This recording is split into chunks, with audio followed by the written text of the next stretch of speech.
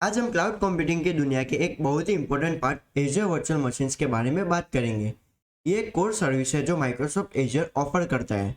अगर आप सोचते हैं कि कैसे क्लाउड आपके फिजिकल मशीन्स को रेप्लिकेट करता है, तो ये सेशन आपके लिए है। सबसे पहले हम क्या सीखने वाले हैं, जैसे मैंने प्रीवियसली बताया था, हम शुरू करेंगे डिफरेंट एजर सर्विसेज को समझने से, जो क्लाउड इंफ्रास्ट्रक्चर को फाउंडेशन बनाती है। और हमारी जर्नी शुरू होती है एक बहुत ही इंपॉर्टेंट एजर सर्विस से, जो कि है वर्चुअल मशीन्स। सोचिए उन डिवाइसेस के बारे में जो आप रोज यूज करते हैं, जैसे आपका लैपटॉप, डेस्कटॉप या एक फिजिकल सर्वर जो ऑपरेट करता है विंडोज सर्वर या उबंटू सर्वर पर। अब इमेजिन कीजिए इन डिवाइसेस को क्लाउड पे ले जाना है, तो ये काम एजर वर्चुअल मशीन्स करते हैं। आप एक फुल्ली फंक्शनल सर्वर क्लाउड पर सिर्फ कुछ मिनट में डिप्लॉय कर सकते हैं। Azure virtual machine services specifically design की गई है सर्वर बेस्ड सिस्टम को होस्ट करने के लिए। एग्जाम्पल के लिए आप मशीन स्पिन कर सकते हैं जो चल रही हो विंडोज सर्वर या उबंटू सर्वर, चाहे आप एक वेब एप्लीकेशन, डेटाबेस या बैकएंड सिस्टम पे रन कर रहे हो। ये सर्विसेज आपको सर्वर प्रोविजन करने की फ्लेक्सिबिलिटी देता है जो आपके एग्जैक्ट नीड को फुलफिल करे। ये समझना जरूरी है कि Azure virtual machine server based systems deploy करने के लिए परफेक्ट है, लेकिन ये आपके डेस्कटॉप या लैपटॉप का रिप्लेसमेंट नहीं है। डेस्कटॉप रिप्लेसमेंट के लिए एजर एक अलग अलग सर्विस प्रोवाइड करता है, जिसके बारे में हम एक अलग सेशन में बात करेंगे। आज हमारा फोकस एजर वर्चुअल मशीन का यूज करके सर्वर को होस्ट और मैनेज करने पर है। वर्चुअल मशीन किसी भी क्लाउड प्लेटफॉर्म की एक कोर सर्विस होती है, क्योंकि ये बिजनेस को क्विकली स्केल, डेप्लॉय और अपने एप्लीकेशन मैनेज करने की फैसिलिटी देती है, बिना फिजिकल हार्डवेयर की लिमिटेशन के। तो चाहे आप विंडोज सर्वर के साथ काम कर रहे हो या उबंटू सर्वर के साथ काम कर रहे हो, एजर वीएम्स आपको शुरू करने के लिए फ्लेक्सिबिलिटी और पावर प्रोवाइड करता है। अब जब बेसिक कवर हो गया है, तो हमारा नेक्स्ट स्टेप है एजर वर्चुअल मशीन सर्विसेज को साथ में काम करना। अपने नेक्स्ट चैप्टर में हम एक हैंड्स ऑन डेमो देखेंगे, जिसमें हम अपनी पहली वर्चुअल मशीन एजर भी क्रिएट, कॉन्फ़िगर और डिप्लॉय करेंगे। तो रेडी हो जाए क्लाउड की पॉसिबिलिटीज एक्सप्लोर करने के लिए। Today we will explore how to build a virtual machine on the Azure platform। चाहे आप बिगिनर हो या क्लाउड कंप्यूटिंग में एडवांस स्किल सीख रहे हो, ये स्टेप बाय स्टेप गाइड आपके काम आएगी। तो चलिए स्टार्ट करते हैं। सोचिए एक कंपनी को अपने डेटा सेंटर में एक एप्लीकेशन होस्ट करनी है। इसके लिए क्या ज़रूरत होगी? तो उसके लिए चाहिए प्रोविजनिंग हार्डवेयर, जो कंपनी को फिजिकल सर्वर, स्टोरेज डिवाइसेस और नेटवर्किंग इक्विपमेंट बाय करने पड़ेंगे। देन इनिशियल इन्वेस्टमेंट, हार्डवेयर और इंफ्रास्ट्रक्चर सेटअप करने के लिए काफ़ी पैसा लगता है। देन कॉम्प्लेक्स सेटअप, मशीन्स को फिजिकली सेट करना और कॉन्फ़िगर करना टाइम कंज्यूमिंग और रिसोर्स इंटेंसिव है। तो एग्जांपल के लिए कंपनीज अपने एप्लीकेशन होस्ट करने के लिए सर्वर्स और नेटवर्किंग डिवाइसेस के रैक्स मेंटेन करती है। ये कंट्रोल देता है, लेकिन इफिशिएंट और कॉस्ट इफेक्टिव नहीं होता है। अब यहाँ पे आता है एजर वर्चुअल मशीन का रोल। एजर फिजिकल मशीन्स का वर्चुअल रिप्रेजेंटेशन क्लाउड में प्रोवाइड करता है। एजर के साथ आपको हार्डवेयर खरीदने की ज़रूरत नहीं है, फिजिकल इंफ्रास्ट्रक्चर सेटअप करने की ज़रूरत नहीं होती है, सर्वर रैक्स मैनेज करने का काम खत्म हो जाता है। आप डायरेक्टली एजर प्लेटफॉर्म पर वर्चुअल मशीन्स क्रिएट और मैनेज कर सकते हो। ये फास्ट, इजी और स्केलेबल है। वर्चुअल मशीन डिप्लॉय करते वक्त ये चीज़ें कंसिडर करनी होती है, जो है सीपीयू और मेमोरी। हर वर्चुअल मशीन को एक स्पेसिफिक कंप्यूटिंग पावर यानी कि सीपीयू और मेमोरी यानी कि रैम चाहिए होती है। ये मशीन्स का प्रोसेसिंग ब्रेन और शॉर्ट टर्म मेमोरी होता है। Then second one is disk storage. Disk storage application और फाइल स्टोर करने के लिए यूज होती है, और उसमें ऑप्शंस होते हैं या जैसे कि HDD या Azure standard HDDs and SSDs। HDD cost efficient के लिए यूज होती है और SSD हाई परफॉर्मेंस के लिए यूज होती है, जो एजर ऑफर करता है। Then operating system, personal computer के साथ विंडोज 10 या मैक OS के अलावा विंडोज वर्चुअल मशीन के लिए server based operating system use होते हैं, जैसे विंडोज सर्वर या Ubuntu server. Then network configuration, हर वर्चुअल मशीन एजर में एक वर्चुअल नेटवर्क का पार्ट होती है। ये नेटवर्क वीएम्स और इंटरनेट के बीच कनेक्टिविटी प्रोवाइड करता है, बिल्कुल वैसे जैसे आपके घर का वाईफाई राउटर डिवाइसेस से कनेक्ट होता है। हर मशीन को एक यूनिक IP एड्रेस असाइन होता है, जो उसको राउटर में आइडेंटिफाई करता है। सोचिए आपके घर के वाईफाई नेटवर्क के बारे में। आपका राउटर हर कनेक्टेड डिवाइस को IP एड्रेस असाइन करता है। यह राउटर डिवाइसेस के रिक्वेस्ट इंटरनेट पर राउट करता है और रिस्पॉन्स लाता है। इसी तरह एजर वर्चुअल मशीन्स एक वर्चुअल नेटवर्क का पार्ट होती है, जो VMs, एप्लीकेशंस और एक्सटर्नल सर्विसेज के बीच सिमलेस कम्युनिकेशन एंश्योर करता है। जैसे कि आप इस इंटरफेस में देख सकते हो, हमारे वर्चुअल नेटवर्क के अंदर हमारे virtual machines, disk and network interface शामिल है। तो समराइज करें, एजर वर्चुअल मशीन्स वो सब कुछ रेप्लिकेट करती है जो आप एक फिजिकल सर्वर में एक्सपेक्ट करते हो, जैसे सीपीयू और memory resources, disk storage for data, server based operating systems, network interface for connectivity. लेकिन फिजिकल हार्डवेयर की जरूरत नहीं होती है, जो स्केलेबिलिटी, फ्लेक्सिबिलिटी और कॉस्ट इफिशिएंसी प्रोवाइड करते हैं। अब हम बेसिक समझ लिया है, तो चलिए अब एजर पर एक वर्चुअल मशीन क्रिएट करते हैं। नेक्स्ट चैप्टर में मैं step by step process explain करूंगा, जिससे आप अपनी पहली एजर वीएम डिप्लॉय और कॉन्फ़िगर कर सकें। आज के इस ट्यूटोरियल में हम सीखेंगे कैसे अपना पहला वर्चुअल मशीन यानी कि वीएम माइक्रोसॉफ्ट एजर पे क्रिएट करते हैं। अगर आप एजर में न्यू है या अपने स्किल्स को रिफ्रेश करना चाहते हैं तो ये ट्यूटोरियल आपके लिए परफेक्ट है। तो चलिए शुरू करते हैं। एजर पोर्टल पर लॉगिन करने के बाद आपको एक वेलकम स्क्रीन दिखाई देगा जो होगा वेलकम टू माइक्रोसॉफ्ट एजर। आप चाहे तो गेट स्टार्टेड पे क्लिक कर सकते हैं या डायरेक्टली रिसोर्स बनाने की और बढ़ सकते हैं। आज हम एक वर्चुअल मशीन क्रिएट करने वाले हैं जो एजर का एक बेसिक और कॉमन रिसोर्स है। वर्चुअल मशीन क्रिएट करने के लिए एजर में दो मेथड्स होते हैं, एजर मार्केट प्लेस के थ्रू और वर्चुअल मशीन सेक्शन के थ्रू। तो देखते हैं एजर मार्केट प्लेस के थ्रू। लेफ्ट हैंड मेनू में ऑल रिसोर्स पे क्लिक करते हैं। लेफ्ट हैंड मेनू में जाए एंड ऑल रिसोर्स पे क्लिक करते हैं और क्रिएट अ रिसोर्स पे क्लिक करें। ये आपको एजर मार्केट प्लेस पे ले जाएगा जहां आपको अलग अलग रिसोर्स मिलेंगे, जैसे वर्चुअल मशीन्स, वेब एप्स और एसक्यूएल डेटाबेसेस। और आप यहाँ पे क्रिएट पे क्लिक करके एक वर्चुअल मशीन क्रिएट कर सकते हो। एंड सेकंड वे है वर्चुअल मशीन सेक्शन के थ्रू। यहाँ पे ऑल रिसोर्सेज वाले मेनू में जाए एंड सिलेक्ट करें वर्चुअल मशीन और यहाँ पे आप क्रिएट बटन पे क्लिक करके एजर वर्चुअल मशीन सिलेक्ट करके इसको क्रिएट कर सकते हैं। इस ट्यूटोरियल के लिए हम वर्चुअल मशीन सेक्शन का यूज़ करेंगे। एजर एक विजार्ड प्रोवाइड करता है जो आपको एक वीएम सेटअप करने के प्रोसेस में गाइड करेगा। विजार्ड में ऊपर अलग अलग स्टेप्स दिए गए हैं जिन्हें हमें कंप्लीट करना होगा। पहला स्टेप है बेसिक्स। तो चलिए पहला बेसिक कॉन्फ़िगर करते हैं। तो फर्स्ट है सब्सक्रिप्शन और रिसोर्स ग्रुप। अपना सब्सक्रिप्शन सिलेक्ट करें। आप यहाँ से आप सिलेक्ट कर सकते हो। मेरा अभी यहाँ पे पे एज यू गो है तो मैं इसको सिलेक्ट कर लेता हूँ, जो बिलिंग के लिए यूज़ होते हैं। फिर एक रिसोर्स ग्रुप बनाएं। ये एक लॉजिकल ग्रुपिंग होती है जो फ्री में है। मैं यहाँ पे एक नई रिसोर्स ग्रुप बनाने वाला हूँ तो मैं इसको क्रिएट करता हूँ, उसका नाम देता हूँ टेस्ट एंड ओके पे प्रेस करता हूँ। देन स्क्रॉल डाउन और यहाँ पे आपको सेकंड स्टेप है वर्चुअल मशीन नेम। अपने वीएम्स के लिए एक नाम दीजिए। मैं इसका नाम देने वाला हूँ ऐप वीएम। देन अब आता है हमारा थर्ड स्टेप रीजन सिलेक्शंस। आपको अपने वीएम्स के लिए एक रीजन सिलेक्ट करना होगा जो बताता है कि आपका वीएम कहाँ पे होस्ट होगा। डिफ़ॉल्ट पे ये साउथ ईस्ट एशिया पे सिलेक्ट होगा तो मैं यहाँ पे सिलेक्ट करके नॉर्थ यूरोप कर देता हूँ। और यहाँ पे आप बहुत सारे रीजन्स देख सकते हो और आप अपने नीड्स के अकॉर्डिंग इसे सिलेक्ट कर लें। देन अब आता है अवेलेबिलिटी ऑप्शंस, यानी कि फोर्थ ऑप्शन हमारे रिडंडेंसी ऑप्शंस। यहाँ में नो इंफ्रास्ट्रक्चर रिडंडेंसी को मैं सिलेक्ट कर दूंगा, जो बेसिक सेटअप के लिए सही है। अब हम एक इमेज सिलेक्ट करेंगे जो डिफ़ॉल्ट में अभी उबंटू सर्वर 24.04 डिफ़ॉल्ट में है। आप यहाँ पे क्लिक करके देख सकते हो। आप यहाँ पे क्लिक करके देख सकते हो और मैं इसको स्क्रॉल डाउन करता हूँ और सी ऑल इमेजेस पे क्लिक करता हूँ। अब आप सारे इमेजेस के सेक्शन में पहुँच जाएंगे। तो जैसे कि आप यहाँ पे देख सकते हो, विंडो सर्वर है, विंडो 11 है, उबंटू सर्वर, विंडो 10। आप यहाँ पे रेड हैट वगैरह आपके नीड्स के अकॉर्डिंग आप इसे सिलेक्ट कर सकते हो। मैं यहाँ पे विंडो सर्वर क्रिएट करने वाला हूँ तो यहाँ सिलेक्ट पे प्रेस करें, देन स्क्रॉल डाउन और यहाँ पे आपके नीड्स के अकॉर्डिंग बहुत सारे विंडो के सर्वर अवेलेबल होंगे। तो यहाँ पे मैं विंडो सर्वर 2022 डेटा सेंटर को सिलेक्ट कर लेता हूँ। अगर आप मेरे साथ फॉलो कर रहे हैं तो यही वर्जन सिलेक्ट करिए ताकि कॉम्पैटिबिलिटी इश्यू ना हो।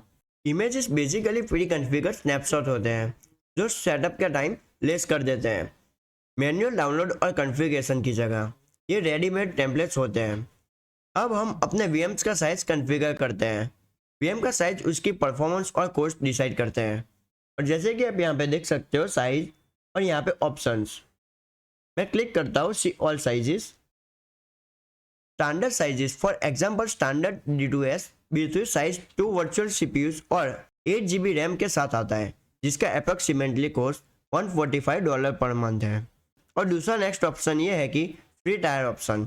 अगर आप एजर का फ्री अकाउंट यूज़ कर रहे हैं तो मैं रिकमेंड करूँगा कि आप B1S साइज को सिलेक्ट करें। ये 1 वर्चुअल CPU और 1 GB रैम देता है और एजर फ्री टायर के अंदर आता है। इस ट्यूटोरियल के लिए मैं B1S सिलेक्ट करूँगा जो फ्री टायर है। और जैसे कि आप यहाँ पे देख सकते हो, यहाँ पे हमारे वर्चुअल मशीन्स का नाम और उसके कॉन्फ़िगरेशंस। तो यहाँ पे आप देख सकते हो हमारा वर्चुअल मशीन जो है B1S, उसका CPU है 1, उसकी रैम है 1 और यहाँ पे उसका कॉस्ट भी देख सकते हो एज पर हावर। और यहाँ पे आप उसको चेंज भी कर सकते हो मंथ के अकॉर्डिंग। तो you can change according your needs. Then select the B1S and press to the select button. अब स्क्रॉल डाउन करते हैं तो हमारा नेक्स्ट स्टेप होगा, अब आपको एक एडमिनिस्ट्रेटर अकाउंट बनाना होगा, जिसके लिए आपको एक user name and password create और सेट करना होगा। तो सबसे पहले मैं यूजर नेम टाइप करता हूँ जो है ऐप एडमिन। यहाँ पे यूजर नेम एंटर करने के बाद आपको पासवर्ड एंटर करना होगा और पासवर्ड के लिए कुछ कंस्ट्रेंट्स है, जैसे कि एक अपर केस लेटर, एक लोअर केस लेटर, एक नंबर और एक स्पेशल कैरेक्टर। जो क्रेडेंशियल्स आप बनाएंगे उन्हें नोट डाउन करके रखें, ये लॉगिन के लिए काम आएगा। तो यहाँ पे मैं पासवर्ड एंटर करता हूँ, देन स्क्रॉल डाउन करते हैं और यहाँ पे आप नेक्स्ट बटन पे क्लिक कर लें, जो हमें डिस्क वाले सेक्शन में मूव करेगा। और जैसे कि आप यहाँ पे देख सकते हैं, एजर ऑटोमेटिकली एक 127 GB का OS डिस्क असाइन करता है। आप एडिशनल डेटा डिस्क को बाद में ऐड कर सकते हैं। और यहाँ पे आप क्लिक करके देख सकते हो डिफ़ॉल्ट में 127 GB, 128 GB, 256 GB। आप अपने नीड्स के अकॉर्डिंग इसे सिलेक्ट कर लें। देन स्क्रॉल डाउन करते हैं, आप यहाँ पे देख सकते हो OS डिस्क टाइप, यानी कि हमें कौन सी डिस्क चाहिए, SSD, hard disk, standard hard disk. तो मैं इस सेशन में स्टैंडर्ड हार्ड डिस्क को सिलेक्ट कर लेता हूँ। देन हम स्क्रॉल डाउन करते हैं और यहाँ पे नेक्स्ट बटन पे क्लिक करते हैं, जो हमें नेटवर्किंग वाले सेक्शन में मूव करेगा। आपका VM एक एजर वर्चुअल नेटवर्क का पार्ट होना चाहिए। अगर कोई नेटवर्क अवेलेबल नहीं है तो एजर विजार्ड एक नया नेटवर्क, सबनेट और पब्लिक IP एड्रेस क्रिएट कर देगा। डिफॉल्ट सेटिंग के साथ हम नेक्स्ट स्टेप पे मूव करते हैं, तो हम इसे एज इट इज रहने देते हैं। तो अब प्रेस करते हैं रिव्यू एंड क्रिएट। अब सब कॉन्फ़िगरेशन कंप्लीट होने के बाद हमने रिव्यू एंड क्रिएट पे क्लिक कर दिया है। एजर आपके इनपुट्स को वैलिडेट करेगा और एक समरी दिखाएगा। तो जैसे कि आप यहाँ पे देख सकते हो, समरी जो आपने सिलेक्ट किया होगा आपके कॉन्फ़िगरेशन के अकॉर्डिंग आपको यहाँ पे दिख जाएगा और आप इसे आपकी नीड्स के अकॉर्डिंग देख सकते हो और इसे मॉडिफाई भी कर सकते हो। जैसे कि आप यहाँ पे देख सकते हो, हमारा चार्जेस जो है इंडियन रुपी में हावर के मुताबिक, और यहाँ पे टोटल चार्जेस एस्टीमेट के साथ ये मंथली बेसिस कॉस्ट देता है।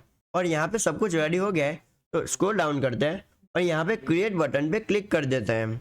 अब एजर आपका एक VM और उसके डिपेंडेंट रिसोर्सेज प्रोविजन करना स्टार्ट कर देगा, जैसे कि storage, network etcetera. And that's it, आपका वर्चुअल मशीन क्रिएट हो रहा है। कुछ ही मिनट्स में ये रेडी होगा। और जैसे कि आप यहाँ पे देख सकते हो, डेवलपमेंट इज इन प्रोसेस, तो it will take some time, so wait for it. And that's it, आपका वर्चुअल मशीन क्रिएट हो रहा है। सो हम नेक्स्ट वीडियो में इस VM को लॉगिन करेंगे, एक्सप्लोर करेंगे और एडवांस कॉन्फ़िगरेशन सीखेंगे। इस वीडियो में हम एजर पर एक वर्चुअल मशीन डिप्लॉय करेंगे और स्टेप बाय स्टेप इसका कॉन्फ़िगरेशन और कनेक्टिविटी देखेंगे। आखिर में हम रिमोट डेस्कटॉप प्रोटोकॉल यानी कि RDP का यूज़ करके इस VM से कनेक्ट करेंगे। तो स्टार्ट करते हैं। तो कुछ ही मिनट्स में हमारी डेवलपमेंट कंप्लीट हो गई है। स्क्रीन पर एक बटन दिखाई दे रहा होगा जो है गो टू रिसोर्स बटन। तो चलिए इस पर क्लिक करते हैं। अब हम अपने वर्चुअल मशीन रिसोर्स पेज पर आ गए हैं। यहाँ हमें वर्चुअल मशीन्स की कुछ बेसिक्स प्रॉपर्टीज और कॉन्फ़िगरेशंस दिखेगी, जैसे कि आप यहाँ पे देख सकते हो। ऑपरेटिंग सिस्टम विंडोज़ है, उसका साइज, उसका रिसोर्स ग्रुप का नाम और उसका स्टेटस, लोकेशन वगैरह आप यहाँ पे बेसिक डिटेल देख सकते हो। लेफ्ट साइड मेनू में आपको बहुत सारे ऑप्शंस मिलेंगे, जिसमें networking, monitoring, setting, availability, security वगैरह आपको सेक्शन मिल जाएगा। इसमें नेटवर्किंग, मॉनिटरिंग और सिक्योरिटी सेटिंग्स कॉन्फ़िगरेशन की जा सकती है। अब हम लेफ्ट हैंड साइड मेनू में जाके ऑल रिसोर्स पे क्लिक करते हैं तो अब हमारा ऑल रिसोर्स ग्रुप का पेज ओपन हो रहा है। ये थोड़ा टाइम ले सकता है। यहाँ आपको बहुत सारे रिसोर्स दिखेंगे जो हमारे VM सेटअप करने के दौरान क्रिएट हुई है। शुरू में ये स्पेस ब्लैंक थी, लेकिन अब ये यहाँ बहुत सारी सर्विसेज और रिसोर्स दिखाई देती है, जैसे कि आप यहाँ पे देख सकते हो। इन रिसोर्स में शामिल है virtual machines, public IP address, network interface card और नेटवर्क सिक्योरिटी ग्रुप यानी कि NSG। ये सारे रिसोर्स एक रिसोर्स ग्रुप के अंदर ऑर्गेनाइज होती है। रिसोर्स ग्रुप का काम रिलेटेड कंपोनेंट को मैनेज और ऑर्गेनाइज करना होता है। तो चलो अब इसको डायग्रामेटिकली देखते हैं। तो हमारा VM एक वर्चुअल नेटवर्क के अंदर आता है जिसमें एक सबनेट और एक IP एड्रेस होता है। एक ऑपरेटिंग सिस्टम डिस्क जो है हमारा 127 गीगाबाइट, एक नेटवर्क इंटरफेस कार्ड यानी कि NIC जो ट्रैफिक को हैंडल करता है, और एक नेटवर्क सिक्योरिटी ग्रुप। ये नेटवर्क सिक्योरिटी ग्रुप यानी कि NSG जो इनकमिंग और आउटगोइंग ट्रैफिक को फिल्टर करता है। तो अब समझते हैं अपने लैपटॉप के साथ, यानी कि हमारा लैपटॉप है वो इंटरनेट से जुड़ा होता है, वो इस वर्चुअल नेटवर्क से कनेक्ट होता है और यहाँ पे ये सबनेट और ये IP एड्रेस प्रोवाइड करता है। तो जब हम अपने लैपटॉप को इंटरनेट के साथ क्लाउड में कनेक्ट करते हैं तो ये हमें एक पब्लिक IP एड्रेस प्रोवाइड करता है। उसके साथ साथ ये हमें नेटवर्क सिक्योरिटी ग्रुप भी प्रोवाइड करता है। अब चलिए वर्चुअल मशीन से कनेक्ट होते हैं। तो चलते हैं हमारे एज्योर के कंसोल पे। यहाँ पे हम रिमोट डेस्कटॉप प्रोटोकॉल यानी कि RDP का यूज़ करेंगे।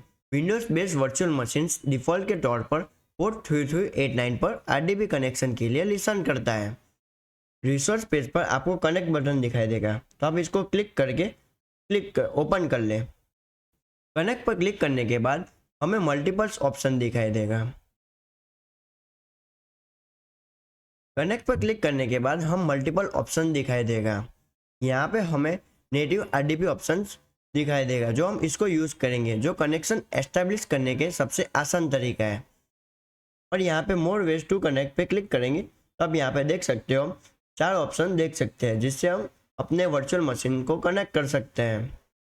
और जैसे कि आप यहाँ पे देख सकते हो हमारा पब्लिक IP एड्रेस, और यहाँ पे देख सकते हो पोर्ट नंबर जो है 3389 पे लिसन करने वाला है।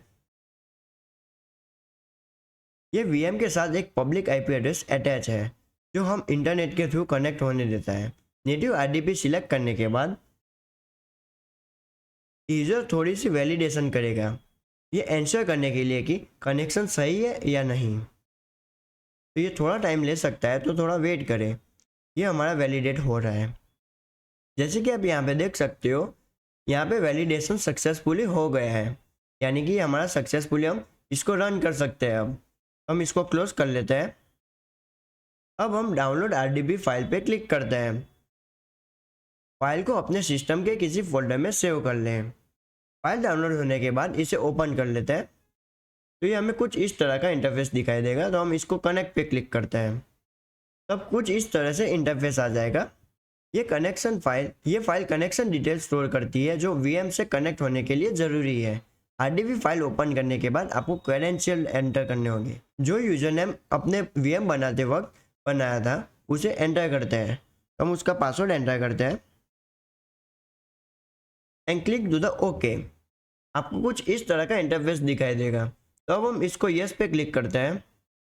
कनेक्ट बटन पर क्लिक करते ही आपका वर्चुअल मशीन से कनेक्शन एस्टेब्लिश हो जाएगा। तो ये थोड़ा वक्त ले सकता है, तो वेट करें इसका सक्सेसफुली रन होने का।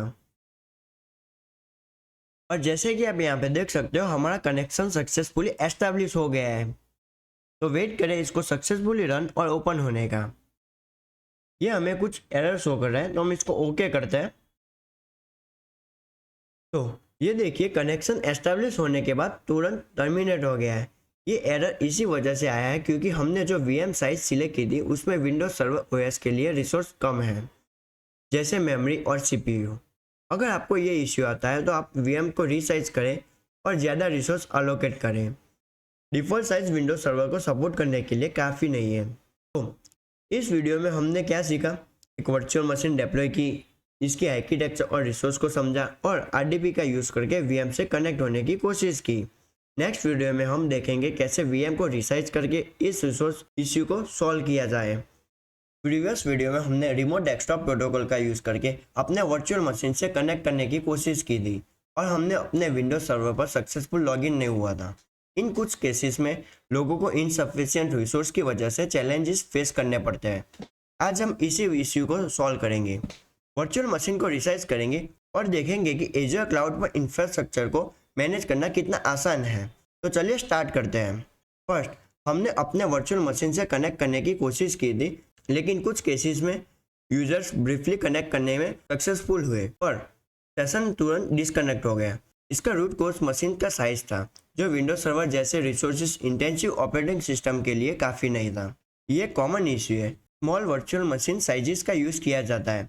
अब एजर का एक पावरफुल फीचर ये है कि आप अपने रिसोर्सेज को अपनी ज़रूरत के मुताबिक स्केल अप या स्केल डाउन कर सकते हैं। आज के सेशन में हम इस कैपेबिलिटी का यूज़ करके अपनी वर्चुअल मशीन को रिसाइज करेंगे और इश्यू को सॉल्व करेंगे। वर्चुअल मशीन को रिसाइज करने के लिए हम लेफ्ट हैंड मेनू में साइज ऑप्शन पर जाएंगे। हम लेफ्ट हैंड मेनू में जाएंगे और यहाँ पे स्क्रॉल डाउन करेंगे और यहाँ पे आप देख सकते हो अवेलेबिलिटी प्लस स्केल वाले ऑप्शन में आपको साइज वाला ऑप्शन दिखेगा। तो अब इसको ओपन कर लें। यहाँ से हम अपनी ज़रूरत के मुताबिक एक बेटर साइज सिलेक्ट कर सकते हैं। इस डेमो के लिए मैं B2S साइज सिलेक्ट करूँगा, जो हमें ये फीचर्स देता है 2 virtual CPUs, 4 GB of RAM और इसका मंथली कॉस्ट लगभग 3255 रुपये है। ये याद रखें कि एजर यूजर्स के बेसिस पर चार्ज करता है, मतलब आपको सिर्फ उतने टाइम का बिल आएगा जितने टाइम तक आप मशीन रन हुई है, not the fully monthly cost. आप यहाँ पे टॉप पर फिल्टर को चेंज कर सकते हैं कॉस्ट को मंथली से हावरली पर डिस्प्ले करने के लिए। तो मैं इसको मंथली से हावरली पर डिस्प्ले करता हूँ। जैसे ही मैंने फिल्टर चेंज किया तो आप यहाँ पे देख सकते हैं B2S साइज का हावरली कॉस्ट है 4.46 रुपये। अब मैं इस साइज को सिलेक्ट करूँगा। देन साइज सिलेक्ट करने के बाद मैं रिसाइज बटन पर क्लिक कर दूंगा and press to the resize button. Azure अब मशीन कॉन्फ़िगरेशन को अपडेट करेगा और एडिशनल रिसोर्सेज अलोकेट करेगा। ये प्रोसेस कुछ मिनट्स ले सकता है, तो वेट करें सक्सेसफुली कंप्लीट होने का। अगर आप एजर का फ्री अकाउंट यूज़ कर रहे हैं तो रिसाइज करने या मशीन रन करने के चार्जेस आपके फ्री क्रेडिट से डिडक्ट होंगे। कॉस्ट मिनिमल होती है क्योंकि बिलिंग मिनट्स के बेसिस पर होती है। ये याद रखें कि फ्री अकाउंट्स पर सभी सर्विसेज अवेलेबल नहीं होती, लेकिन सर्टिफिकेशंस जैसे AZ900 के लिए एग्ज़ाम कंटेंट पर इसका कोई फ़र्क नहीं पड़ेगा। एग्ज़ाम का फोकस सर्विसेज को समझने पर होता है, चाहे वो फ्री हो या paid.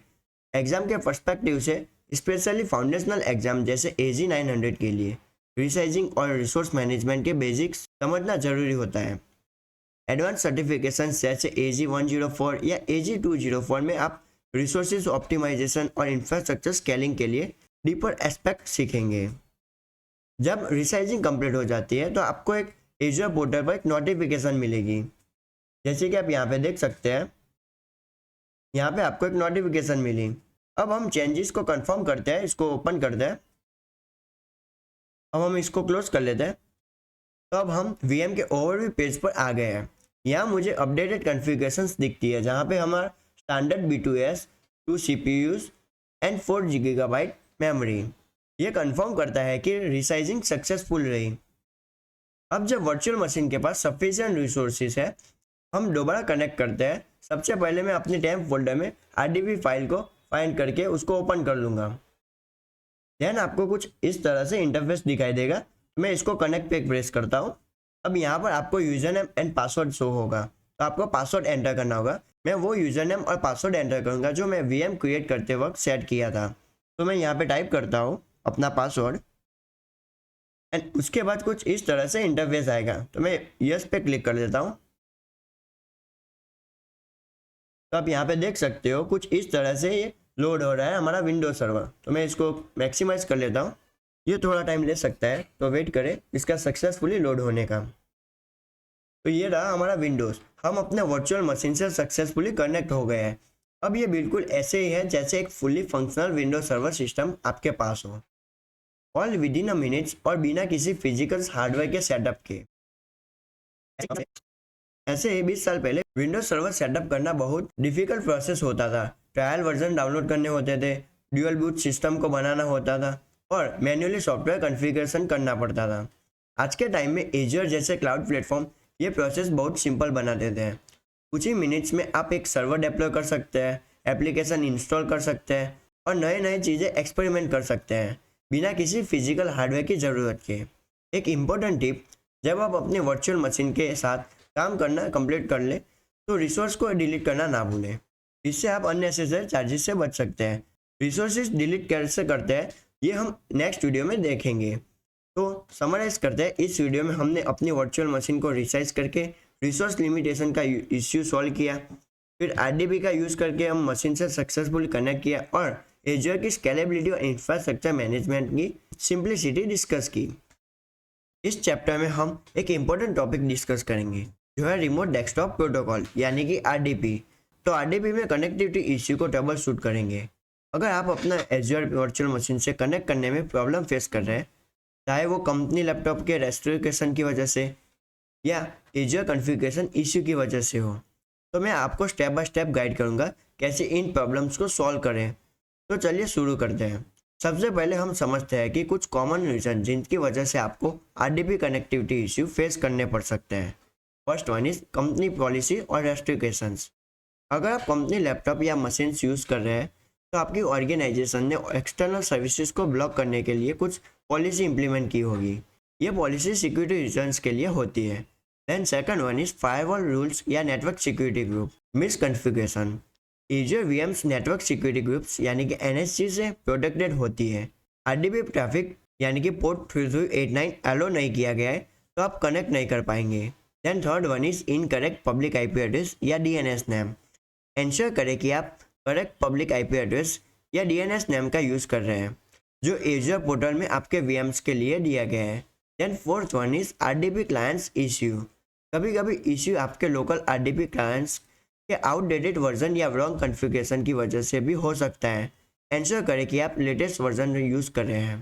Then fifth one is, अगर आप कनेक्टिविटी इश्यू फेस कर रहे हैं तो सबसे पहले आपको माइक्रोसॉफ्ट एजर की डॉक्यूमेंटेशन रेफर करना चाहिए। माइक्रोसॉफ्ट के पास एजर वीएम्स के आरडीपी कनेक्टिविटी ट्रबल शूट करने के लिए डिटेल्स गाइड अवेलेबल है जो कि आप यहाँ पे देख सकते हो इस पेज में। ये स्टेप्स फॉलो करें। माइक्रोसॉफ्ट डॉक्यूमेंट वेबसाइट पर जाएं, RDP troubleshooting for Azure virtual machine search करें। आपको स्टेप बाय स्टेप गाइड मिलेगी जो एनएसजी रूल्स चेक करने से लेकर specific RDP clients error resolve करने तक सब कवर करती है।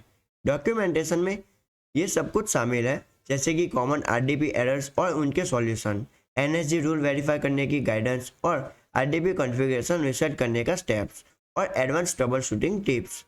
अब हम कुछ इंपॉर्टेंट स्टेप डिस्कस करते हैं जो आप डायरेक्टली एजर पोर्टल में फॉलो करके आरडीपी कनेक्टिविटी इश्यू को रिसॉल्व कर सकते हैं। First one is NSG rule verify करें। अपने वर्चुअल मशीन के रिसोर्स पेज पर जाएं जहां पे आपको लेफ्ट हैंड मेनू में नेटवर्किंग ऑप्शन सिलेक्ट करें। चेक करें कि इनबाउंड रूल है जो पोर्ट 3389 पर ट्रैफिक एलो करता हो। Then second one is public IP address check करें। वर्चुअल मशीन के ओवरव्यू पेज पर जाके इंश्योर करें कि आप करेक्ट पब्लिक आईपी एड्रेस का यूज़ कर रहे हैं। Then third one is virtual machine restart करें। अगर आप सब कुछ सही लग रहा है तो अपने वीएम्स को एजर पोर्टल से रिस्टार्ट करें। ये कभी कभी माइनर कनेक्टिविटी इश्यू रिसोल्व कर देता है। Then fourth one is RDP configuration reset करें। एजर पोर्टल में ऑपरेशन सेक्शन में जाएं और रन कमांड सिलेक्ट करें। यहाँ से रीसेट रिमोट एक्सेस स्क्रिप्ट को रन करें। मैं इंश्योर करूँगा कि मैं आपके साथ कुछ हेल्पफुल लिंक शेयर करूँगा जो आपको इन इश्यू को रिसोल्व करने में मदद करेगी, इंक्लूडिंग माइक्रोसॉफ्ट के RDP trouble shooting documentation, NSG rule reset करने के details guide, common error codes और उनके सॉल्यूशन। ये रिसोर्सेज आपके ट्रबल शूटिंग जर्नी के लिए बहुत वैल्यूएबल है। नेक्स्ट फ्यूचर में आरडीपी कनेक्टिविटी इश्यू अवॉइड करने के लिए ये बेस्ट प्रैक्टिसेस फॉलो करें। वीएम सेटअप के वक्त एनएसजी रूल कॉन्फ़िगरेशन करें। इंश्योर करें कि आरडीपी ट्रैफिक एलो है जब आप वीएम क्रिएट करें।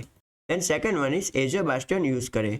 बास्टियन एक सिक्योर वेब प्रोवाइड करता है बिना आरडीपी पोर्ट्स को इंटरनेट पर एक्सपोज किए वीएम से कनेक्ट करने के लिए। Then third one is RDP clients updated रखें। अपना आरडीपी क्लाइंट्स लेटेस्ट वर्जन पर इंश्योर करें। Then fourth one is public IP changes document करें। वीएम के पब्लिक आईपी एड्रेस स्टैटिक नहीं होने पर चेंजेस हो सकते हैं, इसका ट्रैक रखें। देन तो इस चैप्टर में हमने डिस्कस किया common reasons for RDP connectivity issue, कैसे माइक्रोसॉफ्ट डॉक्यूमेंटेशन का यूज़ करके ट्रबल शूट करते हैं और एजर पोर्टल में की स्टेप्स को रिजॉल्व इश्यू और best practices for avoiding future problems. आज के वीडियो में मैं आपको स्टेप बाय स्टेप गाइड करूंगा कि कैसे आप अपने विंडोज सिस्टम से एज़्योर विंडोज वर्चुअल मशीन से कनेक्ट कर सकते हैं। हम रिमोट डेस्कटॉप प्रोटोकॉल का यूज़ करेंगे, विंडोज सिस्टम पर ज़रूरी टूल्स सेटअप करेंगे और सक्सेसफुली अपने विंडोज मशीन को एज़्योर वीएम से कनेक्ट करेंगे। तो चलिए शुरू करते हैं। सबसे पहला स्टेप है एज़्योर पोर्टल का अपने विंडोज सिस्टम पर ब्राउज़र के थ्रू एक्सेस करना। एज़्योर पोर्टल पर लॉगिन करने के बाद अपने वर्चुअल मशीन के रिसोर्सेज पेज पर नेविगेट करें। इस एग्जाम्पल में मैं अपनी वर्चुअल मशीन्स ऐप वीएम से कनेक्ट करूंगा। वर्चुअल मशीन के रिसोर्सेज पेज पर आपको कनेक्ट बटन मिलेगा, तब उसको क्लिक करके इसको ओपन कर लें ताकि कनेक्शन ऑप्शंस ओपन हो सके। यहाँ हम अपने वर्चुअल मशीन्स के पब्लिक आईपी एड्रेसेस का यूज़ करेंगे कनेक्शन एस्टेब्लिश करने के लिए। अब हम अपने विंडोज सिस्टम का रिमोट डेस्कटॉप कनेक्शन के लिए प्रिपेयर करते हैं। आपके विंडोज़ मशीन पर माइक्रोसॉफ्ट स्टोर ओपन करें और माइक्रोसॉफ्ट रिमोट डेस्कटॉप सर्च करें। जब ये ऐप अपीयर हो जाए तो गेट बटन पर क्लिक करें और फिर इंस्टॉल पर क्लिक कर लें। इंस्टॉलेशन प्रोसेस बहुत क्विकली और स्ट्रेट फॉरवर्ड है। जब इंस्टॉलेशन कंप्लीट हो जाए तो Microsoft remote desktop app use के लिए रेडी होगा। जैसे कि आप यहाँ पे देख सकते हो, मैंने पहले से इसको इंस्टॉल करके रखा है। आप इसका इंटरफेस यहाँ पे देख सकते हो। अब एज़्योर पोर्टल पर वापस चलते हैं और अपने एज़्योर मशीन्स का आईपी एड्रेस को कॉपी करते हैं। पब्लिक आईपी एड्रेस का यूज़ करके हम एज़्योर वीएम्स को अपने फिजिकल विंडोज़ डिवाइस के साथ कनेक्ट करेंगे जो रिमोट डेस्कटॉप प्रोटोकॉल का यूज़ करता है। हम इसको कॉपी कर लेते हैं। ये हमारा पब्लिक आईपी एड्रेस। अब हम अपने विंडोज़ मशीन पर चलते हैं जहाँ पे Microsoft remote desktop app open है। देन यहाँ पे आपको एक ऑप्शन ऐड वाला मिलेगा, हम इसको ओपन करके इसी वाले सेक्शन में जाते हैं। देन यहाँ पे हम हमारा पब्लिक आईपी एड्रेस को पेस्ट करते हैं और अब यहाँ पे हम सेव बटन पे क्लिक करते हैं। सेव बटन पे क्लिक करने के बाद अब हमें कनेक्ट करने के लिए हम इसको क्लिक कर लेते हैं। अब आपको अपने वर्चुअल मशीन्स के क्रेडेंशियल्स एंटर करने के लिए प्रॉम्प्ट किया जाएगा। वो यूज़र नेम्स और पासवर्ड यूज़ करें जो आपने वीएम सेटअप के दौरान बनाया था। क्रेडेंशियल्स एंटर करने के बाद आप कंटिन्यू पे क्लिक कर लें। तो मैं यहाँ पे हम क्रेडेंशियल एंटर करता हूँ एंड कनेक्ट बटन पे प्रेस कर देते हैं एंड देन उसके बाद एक्सेप्ट सर्टिफिकेट एंड कनेक्ट पे कनेक्ट एनीवे। तो अब ये हमारा वर्चुअल मशीन हमारे फिजिकल डिवाइस के साथ कनेक्ट होना स्टार्ट हो चुका है। तो ये थोड़ा टाइम ले सकता है, तो थोड़ा वेट करें। तो और ये रहा, अब हम एज़्योर पर रन हो रहे हैं, विंडोज सर्वर से सक्सेसफुली कनेक्ट हो गए हैं। पूरा विंडोज एनवायरनमेंट अब आपके विंडोज सिस्टम पर एक्सेस करने के लिए रेडी है। तो समराइज करते हैं, हमने एज़्योर पोर्टल पर लॉगिन किया अपने विंडोज सिस्टम से, माइक्रोसॉफ्ट रिमोट डेस्कटॉप को विंडोज स्टोर से इंस्टॉल किया, पब्लिक आईपी एड्रेस कॉपी करके रिमोट डेस्कटॉप ऐप में कॉन्फ़िगर किया और सक्सेसफुली अपने एज़्योर विंडो वर्चुअल मशीन से कनेक्ट किया। ये प्रोसेस एक सीमलेस कनेक्शन इंश्योर करता है जो एज़्योर पर होस्टेड वर्चुअल मशीन को मैनेज करता है। ये प्रोसेस एक सीमलेस कनेक्शन इंश्योर करता है जो एज़्योर पर होस्टेड वर्चुअल मशीन्स को मैनेज करना बहुत आसान बना देता है, चाहे आपका सिस्टम कोई भी हो। तो जैसे कि आपने यहाँ पे देखा कि हमने हमारा वर्चुअल मशीन्स जो क्लाउड पे रन हो रहा है, इसको हमने हमारे फिजिकल डिवाइस में रन किया, वो हमने रिमोट डेस्कटॉप एप्लीकेशन के जरिए। आज के वीडियो में हम देखेंगे कैसे इंटरनेट इंफॉर्मेशन सर्विस यानी कि IaaS को एक एज़्योर वर्चुअल मशीन पर इंस्टॉल और कॉन्फ़िगर किया जाएगा।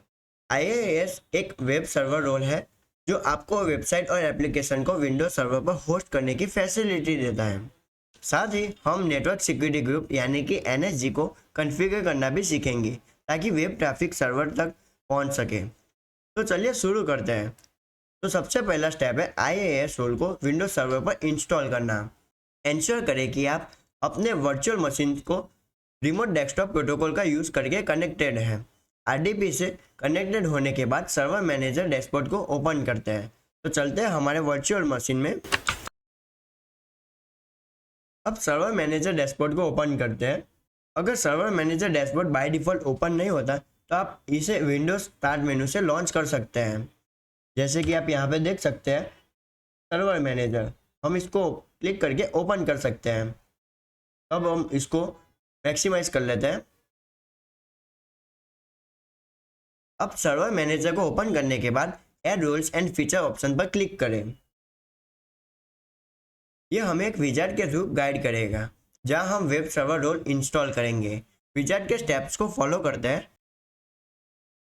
तो अब हम इंट्रोडक्टरी स्क्रीन पर नेक्स्ट पर क्लिक करते हैं। देन इंस्टॉलेशन टाइप स्क्रीन पर भी फिर से नेक्स्ट करते हैं।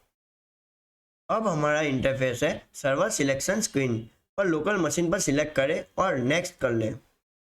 जो है हमारा FVM, जो है हमारा लोकल मशीन, हम इसे क्लिक करके नेक्स्ट कर लेते हैं। अब सर्वर रोल स्क्रीन पर वेब सर्वर सिलेक्ट करें। जब प्रॉम्प्ट आए तो ऐड फीचर पर क्लिक कर दें। तो मैं अब इसे वेब सर्वर को क्लिक करता हूँ। अब हमारे पास प्रॉम्प्ट आ गया है, तो हम उसको ऐड फीचर पे क्लिक कर लेते हैं। देन उसके बाद नेक्स्ट पे क्लिक करते हैं। अगेन उसके बाद नेक्स्ट पे क्लिक करते हैं। Now again I press next, click to the next. बाकी स्क्रीन को डिफॉल्ट सेटिंग के साथ नेक्स्ट करते हुए प्रोसीड कर लिया। आखिर में इंस्टॉल पर क्लिक करें ताकि इंस्टॉलेशन स्टार्ट हो जाए। इंस्टॉलेशन बटन पे क्लिक करने के बाद आप देख सकते हो हमारा इंस्टॉलेशन सक्सेसफुली स्टार्ट हो चुका है हमारे वर्चुअल मशीन में, यानी कि हमारे विंडोज सर्वर पे।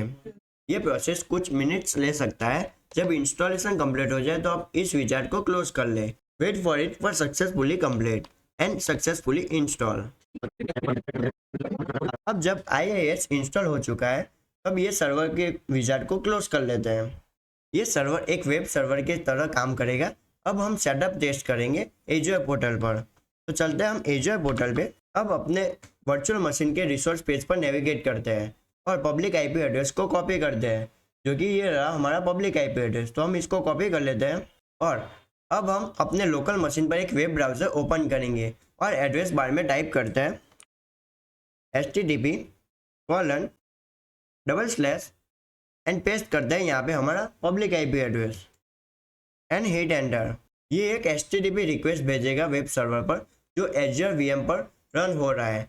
आइडियली आपको IIS का डिफ़ॉल्ट होम पेज दिखना चाहिए जो कंफर्म करेगा कि वेब सर्वर सक्सेसफुली रन कर रहा है या नहीं। अगर आपको IIS का होम पेज देखने की जगह एरर मिल रहा है जैसे साइट कैन बी रीच, तो इसका रीज़न है नेटवर्क सिक्योरिटी ग्रुप यानी कि NSG restrictions. By default NSG incoming HTTP traffics या पोर्ट 80 पे आने वाली ट्रैफिक को ब्लॉक करता है जो वेब सर्वर तक पहुंचने के लिए ज़रूरी है। इस इश्यू को सॉल्व करने के लिए हम NSG सेटिंग्स को मॉडिफाई करते हैं।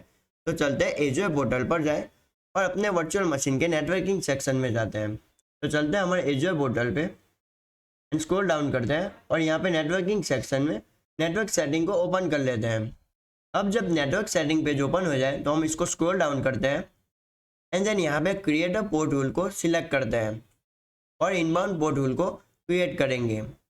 अब add inbound security rule panel में सोर्स को एनी पे सेट करेंगे ताकि सभी IP से ट्रैफिक एलो हो। सर्विस को HTTP चूज करेंगे जो कि है ये रहा। हम यहाँ से सिलेक्ट करते हैं HTTP जो पोर्ट 80 को सेट करेगा। बाकी सेटिंग्स को डिफॉल्ट रहने देते हैं और ऐड बटन पे क्लिक कर देते हैं। अब ये रूल इनकमिंग HTTP ट्रैफिक को पोर्ट 80 पर अलो करेगा और वेब सर्वर को एक्सेस करना पॉसिबल करेगा। अब अपने ब्राउज़र पर वापस चलते हैं और पेज को रीलोड करते हैं और आप IIS का डिफ़ॉल्ट होम पेज देख पाएंगे। तो मैं अब इस पेज को रीलोड करता हूँ।